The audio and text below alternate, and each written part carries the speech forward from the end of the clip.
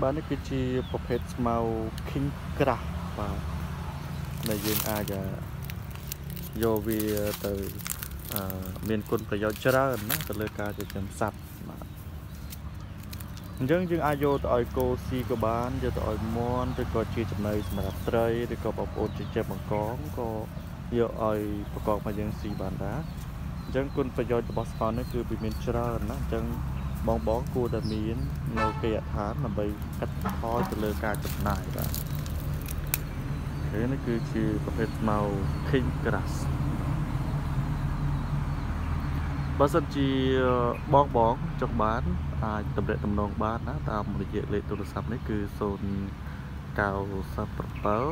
โซนกาวเปิลใส่ปรามสโลมวยประมวยเรือหาสับเปิลมาคือลวกจูดขนมลายปีศาจตำรองมาคือเมียนปูดมาสำหรับลวกจูดนะมา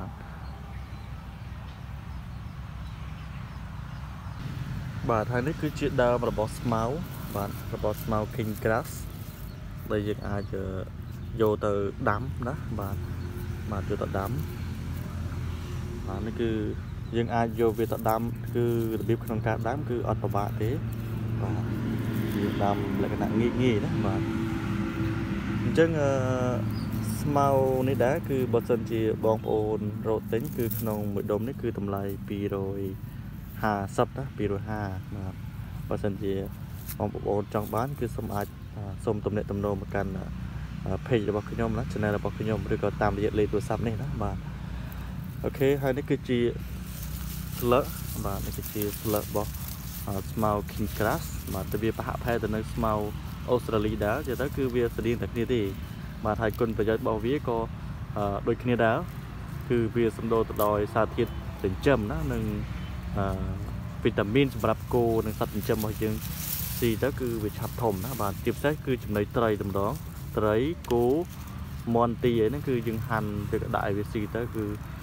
ช่วยไอ้โกแล้วก็สัตว์ถึงเจมบางอย่างคือฉับถมให้จิบใช้นั่นคือวิช่วยกัดบันทอยนะบาช่วยกัดบันทอยแต่เลยการจำนายระหว่างเยื้องแต่เลยการtên chụp này sắp tập đoàn đó bạn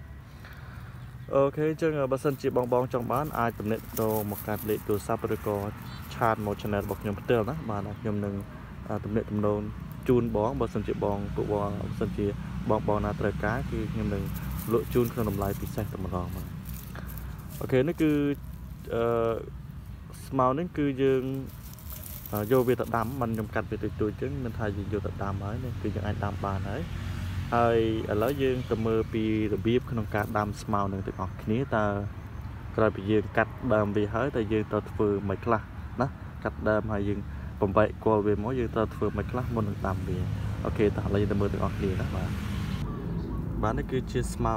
king grass អញ្ចឹងក្រោយមុននឹងយើងដាំយើងត្រូវ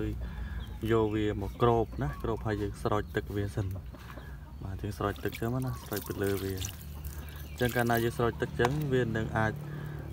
លូតលើសណាអាចលូតចេញបដើហើយបាទដូចជានេះចឹងបាទអញ្ចឹងមុននឹងយើងដាំយើងអាចស្រោចទឹកវាឬក៏ផ្អាប់វារយៈពេល3ទៅ4ថ្ងៃឬក៏មួយអាទិត្យកាន់តែល្អណាបាទអានេះគឺខ្ញុំផ្អាប់រយៈពេល3ថ្ងៃហើយបាទអញ្ចឹងវាចាប់ដើមដុះពន្លកតិចមកនេះអញ្ចឹងកាលណាវាដុះពន្លកព្រមនេះគឺយើងអាចយកវាទៅដាំបានហើយហើយឲ្យបានតែយើងត្រូវផ្អាប់វាដោយសារតែវាបើយើងក៏ប៉ុន្តែវាដុះដូចគ្នាដែរប៉ុន្តែនៅពេលដែលយើងផ្អាប់ស្រោចទឹកចេះទៅវាដុះពន្លកខ្លះមកហើយវាឆាប់លូតលាស់បានល្អណាបាទល្អប្រសើរជាងដែលយើងមិនបានស្រោចទឹកវាណាវាល្អជាងណាបាទអូខេតោះឥឡូវយើងទៅដាំទាំងអស់គ្នាបាទនិយាយពីរបៀបក្នុងការដាំ small king grass បាទអូខេតោះចាប់ផ្ដើមអូខេឥឡូវនៅពេលនេះយើងដល់កន្លែងដាំរបស់យើងហើយយើងដាំនៅលើដីធម្មតាទេ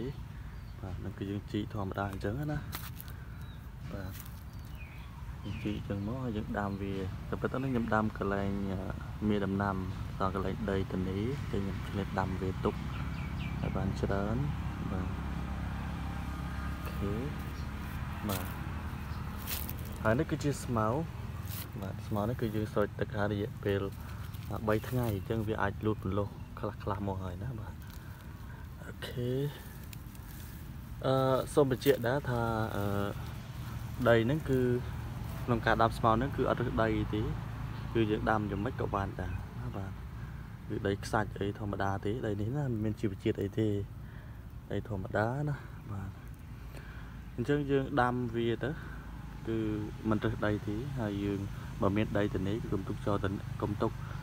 យើងដាំស្មៅនេះទៅវានឹងជួយកាត់បន្ថយទៅលើការចំណាយច្រើនណាបាទដូចខ្ញុំរៀបរាប់ពីខាងលើអញ្ចឹងណាបាទมันអត់ប្រយោជន៍ទេណាបាទ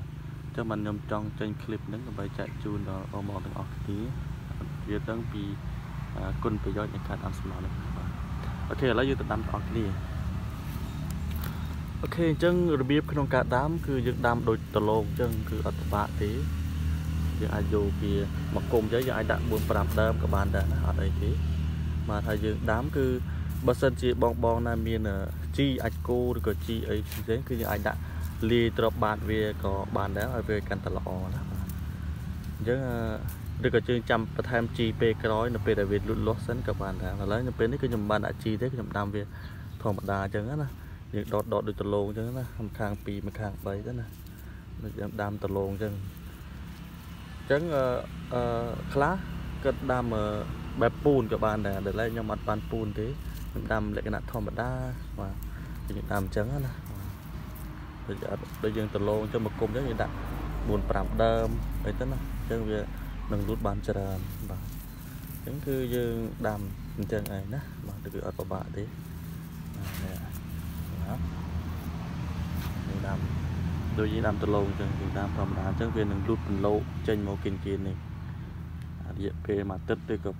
មួយសប្តាហ៍លូត2សប្តាហ៍គឺលូតមកវិញល្អហើយបាទតោះឥឡូវយើងទៅដាំនៅមួយកន្លែងទៀតណាបាទអូខេនេះគឺបាទខ្ញុំដាក់ដាំមួយកន្លែងទៀតហើយគឺយើងដាំអញ្ចឹងណាខ្ញុំបង្ហាញដល់ទីយើងដាំបែបអញ្ចឹងបើវាមានប្រឡូកអញ្ចឹងហើយយើងដាក់ឲ្យចេញអញ្ចឹងមកណាបាទហើយយើងដោតមកគុំអញ្ចឹងយើងដាក់ 4-5 ដើមណាបាទ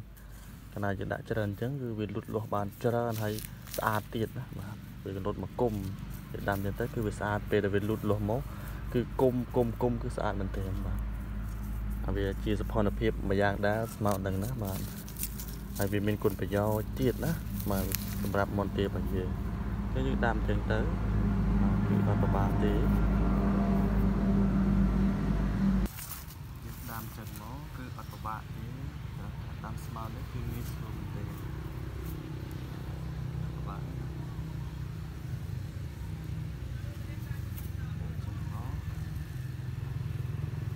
បើសិនជាបងប្អូនចង់បានស្មៅនេះដូចបងប្អូនទៅជាច្រើនដងហើយអាចទំនាក់ទំនងតាមលេខទូរស័ព្ទខាងលើនេះឬក៏កម្ម channel របស់ខ្ញុំបាទហ៊ុន farm ដើម្បីចង់បានស្មៅនេះយកទៅដាំបាទបើសិនជាស្មៅនេះគឺយើងអាចដាំវាណាអាចដាំវា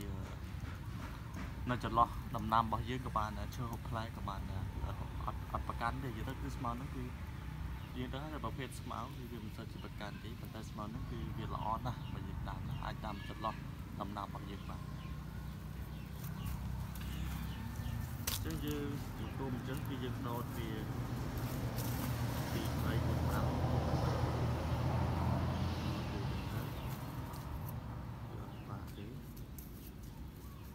បើសិនជាបងប្អូនមានជីអាចបន្ថែមជីតិចទៅឲ្យវាកាន់តែល្អមានជីអាចគោអីក៏បានដែរដោតវាទៅ